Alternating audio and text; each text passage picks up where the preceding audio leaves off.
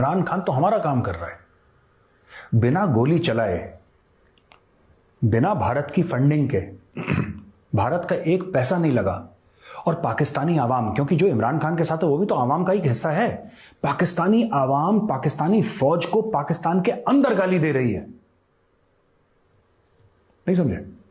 क्या हम कभी हिंदुस्तान 1000 करोड़ रुपए खर्च कर लेता, क्या हिंदुस्तान ने करवा पाता? नहीं करवा पाता। पाकिस्तान के अंदर हम नहीं करवा सकते थे, हमारी एजेंसीज नहीं, हमारी फौज नहीं करवा सकती थी कि पाकिस्तान के अंदर एक आम आदमी उठ के आर्मी चीफ और पाकिस्तानी फौज को गंदी गंदी गालियां सड़क पे थे।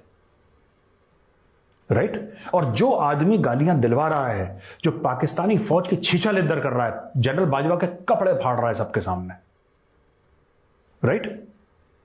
पाकिस्तानी फौज की जो क्रेडिबिलिटी है उसको नस्ते नाबूद कर रहा है। ये लोग कह रहे हैं कि वो जो बंदा है ना, उसके खिलाफ इंडिया। अरे इमरान खान हमारा सबसे अच्छा दोस्त है।